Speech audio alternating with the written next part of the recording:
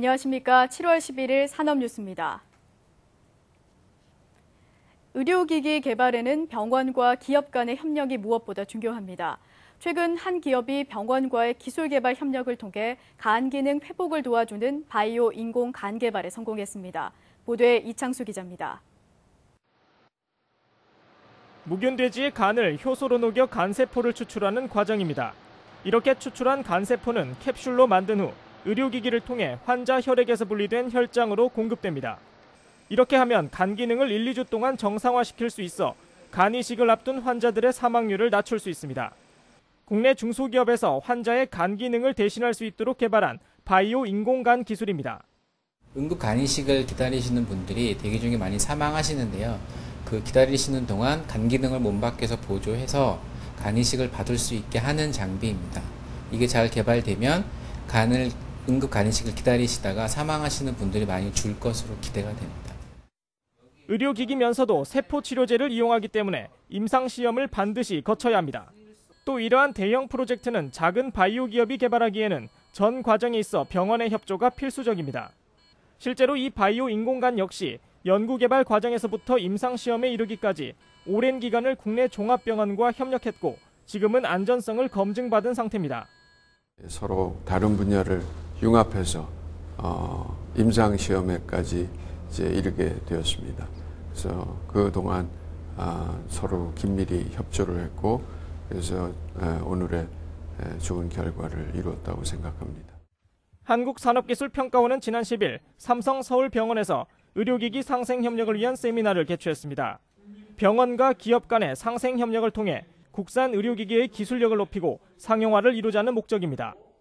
이미 국내 굴지의 종합병원에서는 이와 같은 의료기기 상생협력 프로젝트가 진행되고 있는 상황.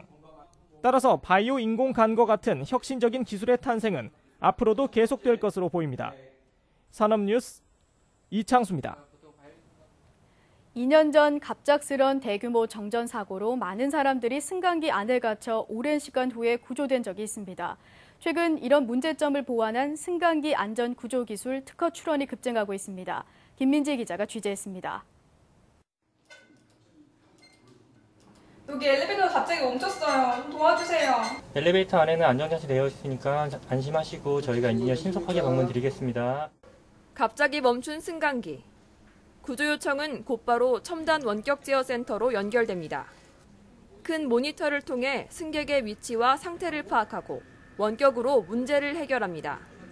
최근 정전 사고에 대한 우려가 커진 가운데 승강기 운행 중단에 대비한 승강기 구출 안전 기술이 발전하고 있습니다. 자동 전원 공급 장치가 4초 이내에 전원을 공급하여 정지한 승강기가 가장 가까운 층으로 안전하게 착승되어 승객을 구출할 수 있습니다. 또 직접 통화 장치를 활용해 승객의 호출이 곧바로 승강기 유지보수 업체로 연결되어 신속하게 구출합니다. 정전으로 승강기의 조명 전원이 차단돼 어둠 속에서 구조를 기다려야 하는 상황. 하지만 승강기에는 사물을 분별할 수 있는 LED 비상조명 장치가 내장돼 있습니다. 이처럼 정전 사고에 대비한 승강기 안전기술 특허가 지난해만 38건이 출원됐습니다. 개정된 승강기 검사 기준이 올해 9월부터 시행될 예정이고 정전 시 승강기 구출 관련 안전장치와 설비도 최근 증가하고 있습니다. 국내 승강기 수가 지난해 기준 46만 대가 넘어서면서 인구 밀도 대비 승강기가 가장 많은 나라로 꼽히고 있습니다. 이에 따라 승강기 산업의 양적 성장만큼 안전기술의 성장 또한 중요할 것으로 보입니다. 산업뉴스 김민지입니다.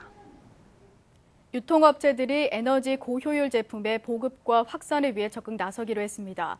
산업통상자원부는 지난 10일 국내 주요 유통업체들과 고효율 가전제품 보급 확산을 위한 업무 협약을 체결했습니다. 이에 따라 유통업계는 소비자들이 고효율 제품을 쉽게 구별하고 선택할 수 있도록 지속 가능한 구매 환경 조성에 앞장설 계획입니다. 정부도 업계에 에너지 효율 정보를 제공하는 한편 우수 판매점에 대해서는 포상과 고효율 인증 제품 소개 등 다양한 지원 활동을 추진해 나가기로 했습니다. 산업통상자원부는 지난 11일 제2차 무역투자진흥회에서 하반기 무역 여건 진단과 수출 확대 방안을 보고했습니다. 보고서는 하반기 해외 시장의 불확실성에 따른 대응과 새로운 수출 시장을 찾는 데 초점을 둔다는 내용을 담고 있습니다. 또한 소비재와 첨단 소재 부품, 중서부 개발 인프라 등 중국 3대 내수 시장에 본격적으로 진출한다는 계획도 밝혔습니다. 특히 미국의 출구 전략으로 환율 변동이 심해져 환 변동보험 인수 한도를 5천억 원으로 확대해 환 리스크를 해소하기로 했습니다. 계속해서 주요 산업단신입니다. 산업통상자원부는 지난 10일 코엑스에서 세라믹 서포터즈 발대식을 개최했습니다.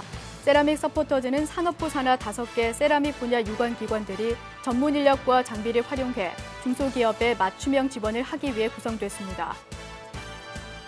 지난 2008년부터 2012년 사이 힐링과 관련된 상표 출원 건수가 크게 증가한 것으로 나타났습니다. 이 같은 현상은 행복한 삶을 추구하는 소비자의 욕구를 업계가 반영한 것으로 분석됩니다.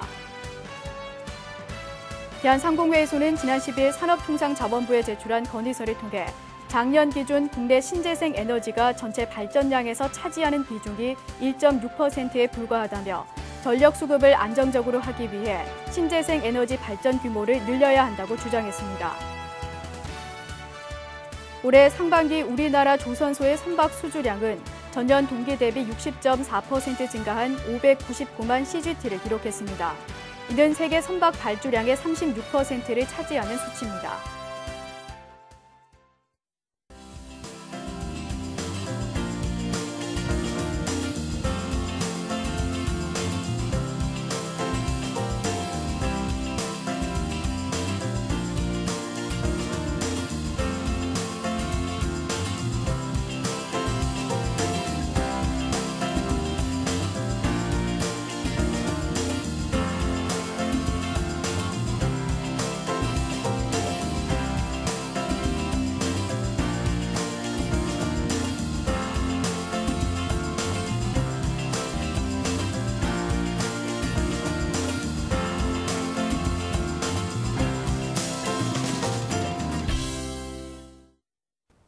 중소기업들은 대기업에 비해 규모가 작기 때문에 성장을 하기가 쉽지 않습니다.